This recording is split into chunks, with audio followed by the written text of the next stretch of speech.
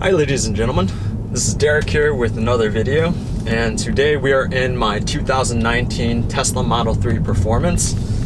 And like I said, this is my own car, so this is a very, I don't know, I guess take this with a grain of salt because it is my car. So I obviously ponied up and paid $68,000 out the door to buy this thing. This is a year out and I have 12,000 miles on this car, so I'll give you a view of what owning this car is actually like. So it's not like those typical reviews that I get, you know, a day to spend time with or a couple days. So to begin with, this car has 450 horsepower and 470 pound-feet of torque, or at least that's the guesstimate. And obviously this car is all electric, so definitely something that's new to me. And over the year that I've had it, doing road trips and different things like that, I've gotten a lot of new experiences that I've never had before. So it's very interesting to say the least. And it's been fun learning. I think it's been fun and it's been partially a headache. And I think that's what this type of car, this type of change brings to a lot of cars or a lot of people that have had only a gasoline engine car. Let's talk about, first off, the exterior, and then we'll move on to the interior, and then we'll move on to what I think of this car overall as a whole. Exterior is very interesting. At certain angles, I really like it, like the 3/4 panels in the front and 3/4 panels in the back, and sometimes right from the rear, it looks really cool. It's total 3 panes of glass, and it's just interesting to see it as smooth, and the reflection, and that, you know, it's really odd that it's, you know, really highly tinted here, but you can still see outside, you can still feel the sun. It's just one like seamless piece of glass that it looks like.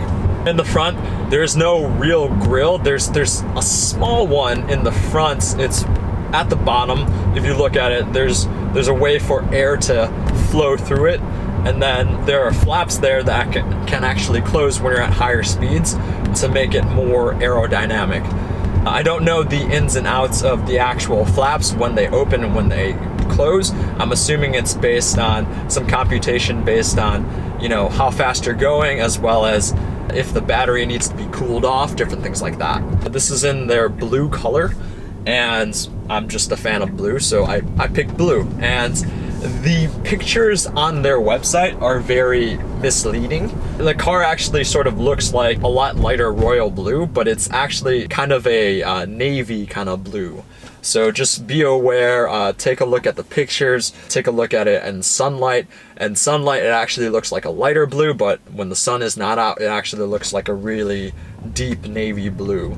I don't really like the chrome across the side mirrors, right around where the cameras are on the sides here, and then all along the door handles. Being super reflective, it actually burns me when I try to open the door and it's a hot day and the sun's been on it all the time. I would want the chrome pieces to be blacked out, and they've actually done that for the Model Y, and I think they're starting to do that with the Model 3 Performance, and possibly doing that for the rest of them. They're also tinting the rear windows too. The stance is okay. It has 20-inch rims, which is interesting, and I've been told that it's an expensive wheel, and with the low profile tire, it becomes a lot easier to bend the rim and destroy it going over potholes and things like that. The wheels look pretty decent. It has a plastic panel over them to protect the lug nuts. Only in the Performance you get 20-inch rims with the very, very low profile tires, and they come with PS4 tires too. So they're only summer tires for the Performance model. So keep that in mind. If you're buying the Performance model, you should probably get a set of winters if you're in colder weather climates. The thing that differentiates the Performance from the long range or the regular standard range is the rear carbon fiber lip, or spoiler if you want to call it. And the problem with that is it's not mounted on there in a special way or with any hardware. It's just 3M tape and it's stuck on there. Actually, the problem is that this is my second wing. I told them about it because it looked like it was coming off, and it still looks like it's coming off after they replaced it. So I think that's one of the things that they should probably change, is that For all the performance ones, they should just put hardware on it and make it stay and form it properly. On the outside of it, it also comes with a badge. It's a dual motor and then underlined with the red. So that's what separates it from the dual motor or the long range. Also, it has red Brembo brake calipers that have Tesla written on it. So that's something that you can tell and differentiate. It's also lowered just a little bit with the suspension that it has, difference from the performance from the long range. Let's move into the interior portions of the car. The main thing is all the things are done on this main screen here. So you're talking about speed, you're talking about AC control, HVAC, all the climate controls, heated seats, opening the glove box, navigation, everything happens off this one screen. There's no other screen in front of you. In addition to the screen, there are buttons on your actual steering wheel, which are just knobs that roll up and down. They control various things based on what menus you're in here, but normally if you're not in anything that controls this, like the steering wheel column that's tilting and telescoping, and the side view mirrors, which you can control with these knobs here when you're in the settings in the menu. Also, there are the typical turning stalks, so up and down, still do the same thing. Another thing is that there's a windshield wiper, so there's no windshield wiper to set on the actual car. So on the right here, there is your choosing gear stalk. So you go up for reverse, and it's a full push up, and the resistance on the car is actually pretty strong. So when you first do it, just make sure you push up hard enough to get into reverse. If you do a half click, then it goes into neutral. If you press all the way down, then it goes into drive. Clicking on the actual button here is to park, and then down will put you in cruise control, and double tap down will put you into autopilot. There's an Alcantara sort of insert on the front and backs and the panel of the door. On the doors, there are electronic doors, so essentially you can push them in here, and then there's a manual override in the front, which is right where the handle is, at the bottom of the handle in front of the window up and down switches. Now, the interior materials are not too bad, but I wouldn't say they're necessarily, if you pay $68,000 for a BMW or a Mercedes, you're definitely getting better materials in those cars, whether you're talking about aluminum trim or wood, or the rubber feels or the plastics. The wood trim here is actually wood. It feels a little bit light, and when you hit it, it doesn't feel that substantial in the back, so when you're hitting it, it kind of feels a little bit hollow. But when you feel it, you can actually feel the texture, so if that is plastic, it is a very good imitation of wood. There is also a gray sort of satin finish here, which is a very hard plastic, but what I like about it is that it's not chrome, it's like a satin, so that it doesn't reflect off of the dash or anything like that. Something that's nice in the front here is that there's nothing in front of you, so you can essentially see where the air blows for the climate controls, and it's an interesting feature here because when you actually go into the climate controls, you can actually fidget around with it. It actually is just one big thing across the dashboard, so you can essentially pull in the directions of where that's going, which is a very interesting thing. It takes a little bit getting used to. Actually, everything in the infotainment center takes a little bit to get used to, and after being with it for a year, it's all very normal to me.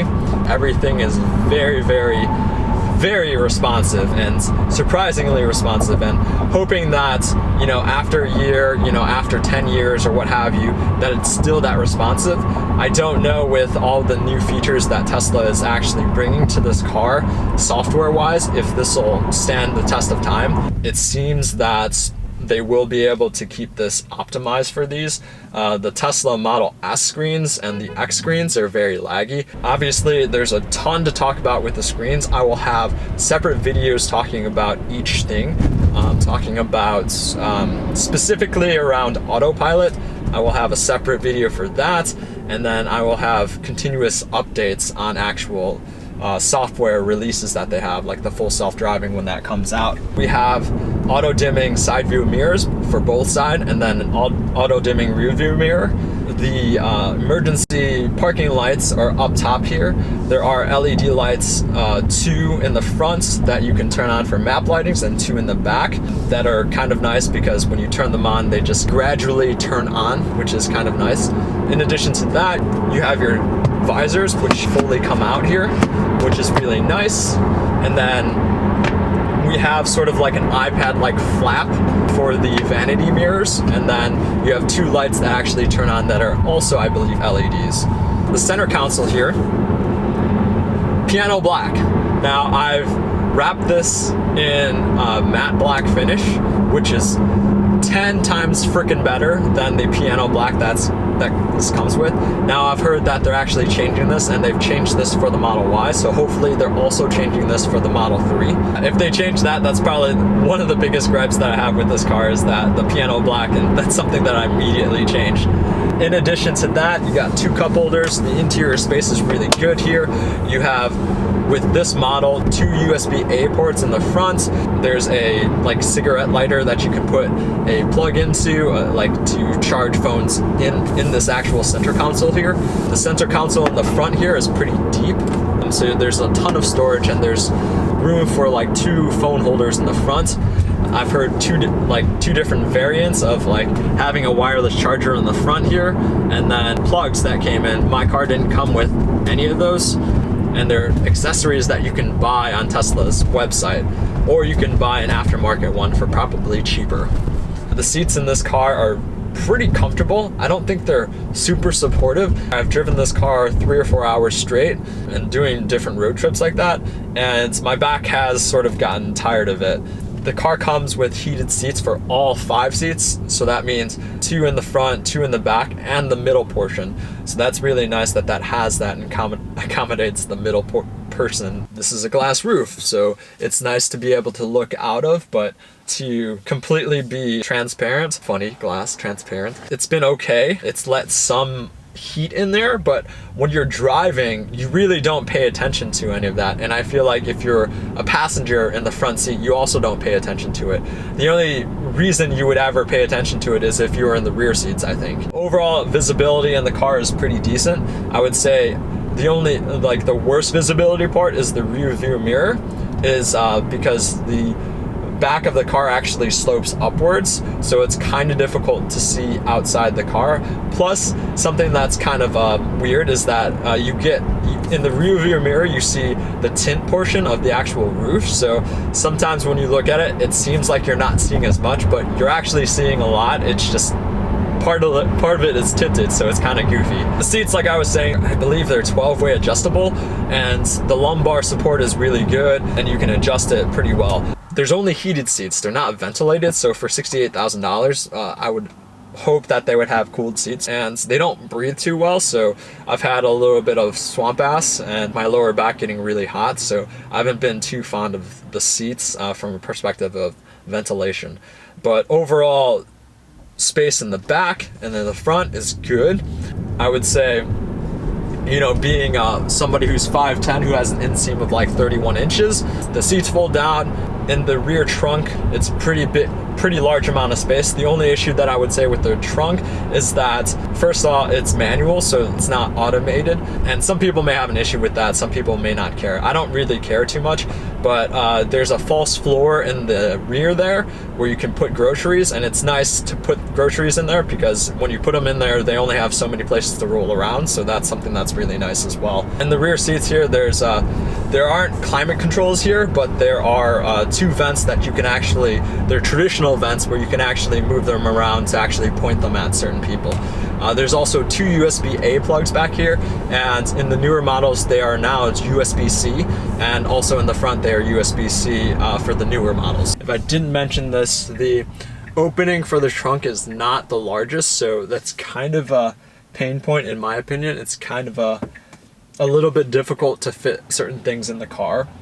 So it's definitely not like a hatchback, and if you're looking for that kind of space, you should probably go with the Model Y or the X or the S. You have navigation on here, you have sort of a Google Map integration here, so essentially you can search for a place on on Google Maps and then share it with your Tesla, and that way you can actually get the address updated to this immediately before you go into your car. But the actual voice and dictation of the car, it works pretty well. If I say navigate to so on and so forth, and it actually is able to find valid addresses and different things like that, and show you how long it takes to get you there. And then if you pull the screen down, it'll show you how much percentage you'll end up with when you get there, and it'll also show you round trip what you'll end up with if you go from point A to point B. It's pretty cool that you're able to do that, and not have to worry about it getting outdated, because it'll always keep updating with the new Maps version. The one downside to what currently is implemented is that the Tesla has a $10 service for premium connectivity. You get the premium connectivity for 1 year after you purchase the car, but after that it expires and you have to pay an extra $10 a month if you want this additionally. Talking about autopilot, you pay, I think at the time I paid $6,000 for autopilot. It went up from $6,000 to $8,000, and now it's $10,000, I believe. So that's one thing that I would say, hopefully you can buy a car or a used car with the full self-driving, until it's actually fully functional. I would say the only thing that it's good for at the moment is, in heavy traffic, when you're not wanting to have to, be on the brake, be on the pedal, it makes long road trips on the highways very relaxing, and that, not that you fully don't have to pay attention to it, because you do have to pay attention to it, and it's kind of unnerving because it may or may not yank the wheel or start beeping at you and different things like that randomly. So I'd say that's probably the main concern. Rear view cameras are pretty good, and the side view cameras are pretty good. And what I mean by that is, in the past year that I've had the car has received a track mode updates, the side view camera updates when you're reversing. So that's something that's really cool that this car does and has. Let's talk about performance. So I mentioned before that this car has around 450 horsepower and 470 pound-feet of torque.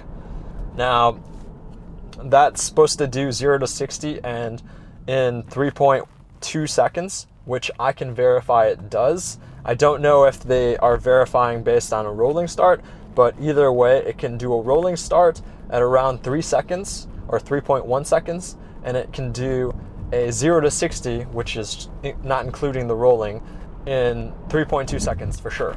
So I've tested this out with Draggy, and I've actually verified it can come close to this with winter tires on it too, not just with the Michelin PS4 tires that it comes with. So again, about the performance, acceleration, that's what everybody talks about with these Teslas and electric cars. I've actually taken my car to Gingerman twice. I can tell you what that's like. And if you haven't seen the videos of it, feel free to click the links in the description or the cards here so that you can actually see what that's like. It's crazy, actually. This is the only car that has the track mode on it.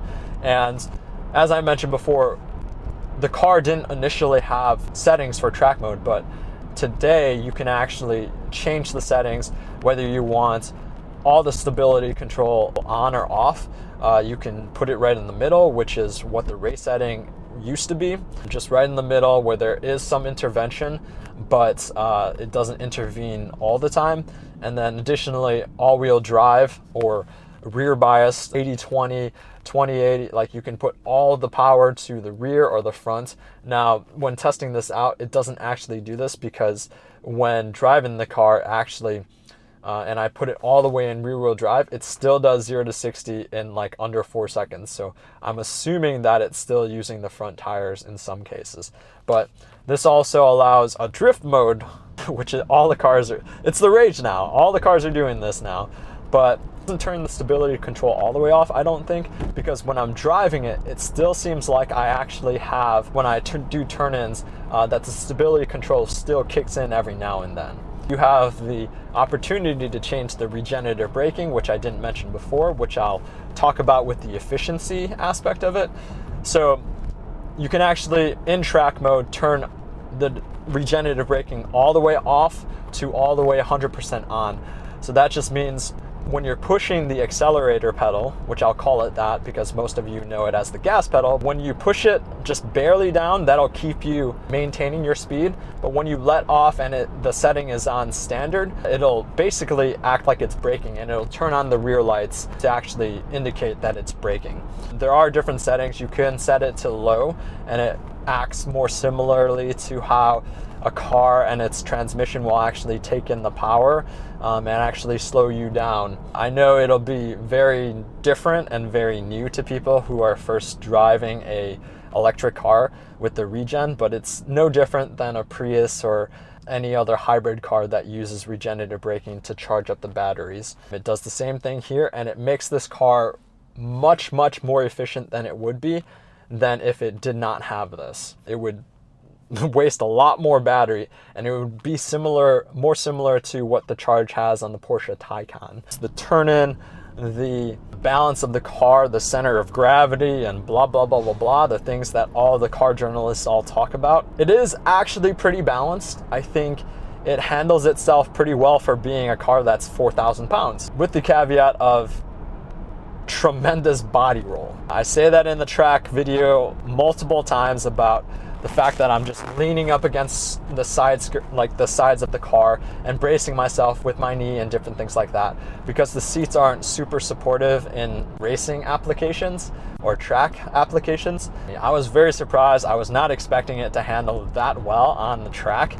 And I had the standard race setting on it, so basically it keeps the stability control on 50%, and it does all-wheel drive, and it turns on the fans for extra cooling. The only issue that I would say is if you are taking this to a track, and your track day is a typical SCCA 20-minute session, I went there with 95%, and definitely would have ran out of battery, but I was able to actually go the entire track session without running out of battery, but with the caveat of having a charging station at Gingerman Raceway. So it wasn't a supercharger. If it was a supercharger, I would never have to worry about it, but I did not get nearly close to as much percentage on the last round, and I had to take it a bit easy because and it did cut a little bit power right around 20%. The brakes, they are technically a Brembo package, pretty decent, but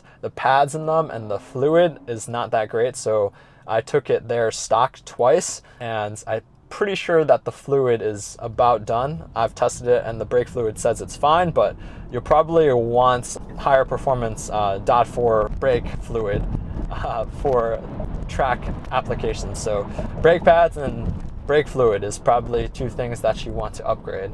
I would say to most people who are just coming from any regular car, they would probably really like this car. And that's what drew me to this car in the first place. Is I did test drive it. I didn't really test drive any of the competitors. I test drove this car. It was similar to the Focus ST that I bought. I drove it once and I was like, I think I have to have that car.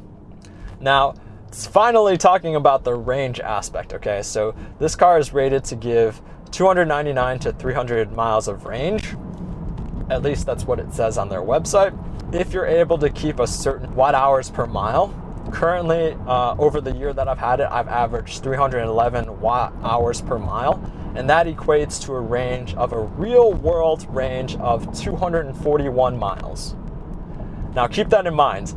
If you're talking about a range of 240 miles, that's about how much my Focus had before I had to fill it up. That's kind of misleading. It really just depends on how efficiently you drive your car. But that goes with any other car that you drive. Another thing to note is that for a Tesla or any electric car, it works the opposite of the way internal combustion cars work, in that at slower speeds, city driving, it gets the best range. Like right now, I've been driving in the city for the last 20 miles, and I've been averaging 230 watt hours per mile. And that's really efficient. Versus if I'm on the highway, I'm averaging over 300, which is quote unquote not, isn't the best for range. On the track, I averaged 1,000 watt hours per mile. So if you do the math on that, that would be a range of just over 74 miles.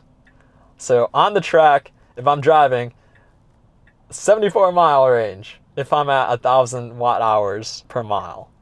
That's insane. So that's a huge range because, and it's similar to if you think about, with the gasoline vehicle. Like, I was averaging 8 or 9 miles to the gallon when I was driving my Focus ST on the track. So just keep that in mind that, it is no different than driving a gasoline engine car. The only thing that makes it a difference is the charging, right?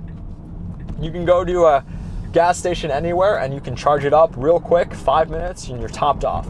Electric cars don't charge that quickly. With the supercharger, which specifies it can charge it up to, let's say, 250 kilowatts per hour, that's not the entire time. It doesn't actually charge the car at 250 kilowatts. In fact, I don't even think I've ever seen 250 kilowatts hours being charged for my car at V3's charging stations.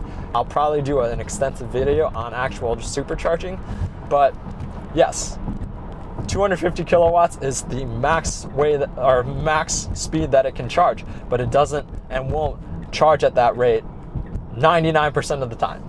There are more and more coming out every day, and that's really cool and that's really nice, but you do have to pay extra for them, and they do cost double what you would pay if you were at home. I actually calculated this out, and comparing to my Focus ST, which is a fairly efficient car, I averaged around 23-25 miles to the gallon driving that car around. I actually saved around just over $700 driving this car, comparing gasoline to electricity.